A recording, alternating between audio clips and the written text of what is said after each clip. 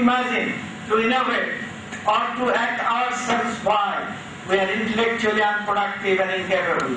We feel elated by buying a German-made floor duster rather than thinking how to improve our local duster.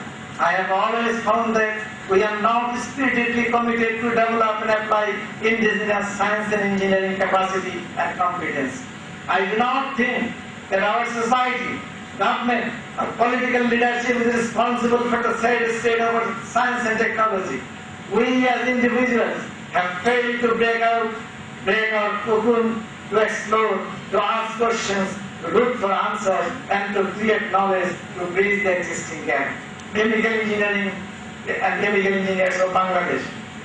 Chemical engineers and the chemical industry worldwide have successfully met their unwritten obligation to mankind by containing hunger, to increase production of food, by combating diseases, by providing clothing and shelter, above all, by raising the level of literacy. Without which, the world would have been quite a different place, full of starved and diseased people, having no clothing or shelter, not to speak of education. They have come forward to meet the gaps between what Mother Nature can produce and sustain and what we need. And Bangladesh is an example of such beneficiary. For the chemical engineers and the chemical industry in the country, a greater challenge lies ahead. By 2025, the population of Bangladesh grows to 250 million, living in an area of 147,000 square kilometers, with only 7 million hectares cultivable land. The chemical engineers must take the challenge with ideas and ingenuity to achieve some of those listed here under. Can we produce staple crop paddy of the size of peas using the same quantum of inputs? Can we increase the efficiency of photosynthesis?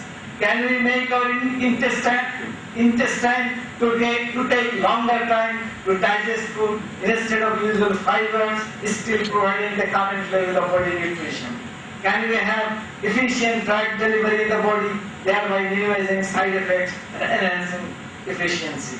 Waste minimization and resource conservation, recycling and resource recovery. What about non-invasive crop and vegetable production? Important international linkage program. The BOET LEADS program enabled me to prepare the materials for food technology course here, as well as to visit several food processing plant and dairy product plants in the United Kingdom. The department, with the faculties from the Leeds University, initiated continuing education program here in 1985. The BOET Alberta program introduced me to the petroleum industry in Canada, involving hydrocarbons exploration, development and production. While attending the Samaj School of Petroleum Technology at the University of Alberta in 1987, I visited some oil and gas fields, parts and processing plant, manufacturing facility for building drilling rigs, related research laboratories and petroleum expo in Edmonton. I was coordinator for BOET North Carolina linkage program from BOET side, while Dr. Elias was coordinating from North Carolina's end. The 3-year program, amongst other things, helped to install the first video conferencing facility of the country in a university at BOET. 11 continuing education programs were conducted for the mid-level professionals from engineering and science backgrounds. About 400 professionals participated, and the department was benefited by getting equipment and other facilities for the environmental lab. Professor Nuruddin Ahmed, the Indian Vice Chancellor of BOET, enthusiastically supported this program. He went to North Carolina to sign the memorandum of understanding for the linkage program. Under this program, I had the opportunity to prepare the materials for the environment and its protection for teaching students. How to remain alive. BOET is a premier institution of the country, and BOET as a premier institution of the country shall have to go a long way to excel in research and technology development activities. Faculties here today are interested in routine consultancy and testing services for additional compensation. University pays little attention to what an individual faculty contributes as researchers. There is no peer pressure to motivate or compel a faculty to undertake research and development work. Nevertheless, if one is interested and committed, research can be undertaken here. Chemists and social scientists were employed full-time in these projects. The chemical engineers were our graduates, and for most of them, it was their first job after graduation. Many of them later on have earned PhDs and have become faculties here and abroad. In process development projects, we work together to build, bust and learn. These young graduates were full of new ideas, helped me to learn and work differently when the system did not work. Failures have taught us more and made us search for options that were often unrelated. For me, it has been a pleasant way of staying alive and active. I am grateful to all the organizations for their trust and confidence in my professional ability and input. I have conducted 15 continuing education courses for outreach and capacity building. I was able to reach about 600 professionals in engineering and science. The participants have given us the feedback to help update the program and way to cater for the local industry needs as well as to encompass emerging areas in science and engineering.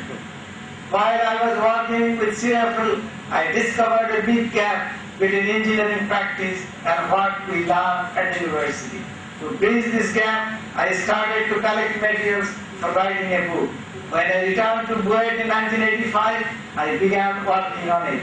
I taught these materials for about 6 years at the undergraduate and graduate levels. I also conducted two short courses for industry people.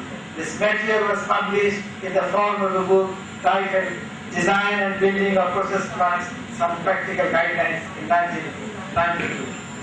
When I presented the book to Professor Nasser, he was very pleased and said, "Kadir, I have been dreaming of writing a book on chemical engineering, but you have realized that dream." These kind words of Professor Nasser were the approval of my work. Turbulent heat transfer, an unresolved issue for me. This is a little bit of diversion for the topic I have been talking about. While undertaking the experimental studies in steady turbulent heat transfer in tubes with drag-reducing dilute polymeric solutions and solid liquid suspensions, I was surprised to find that our understanding of the mechanism of heat and momentum transfer cannot explain the observed reduced heat transfer. What is somewhat satisfactory for air or water cannot explain the non-Newtonian cases, even one has used non-Newtonian flow behavior models. It is likely that we are missing the fundamentals involved here. Probably we need to make non-invasive measurements of temperature and velocity profiles. For the industry, this is not important, but this is needed to understand the fundamental mechanism involved.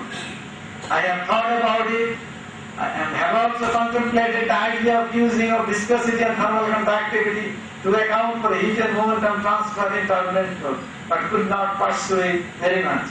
Maybe someday some of you young people will come forward to solve this unresolved issue.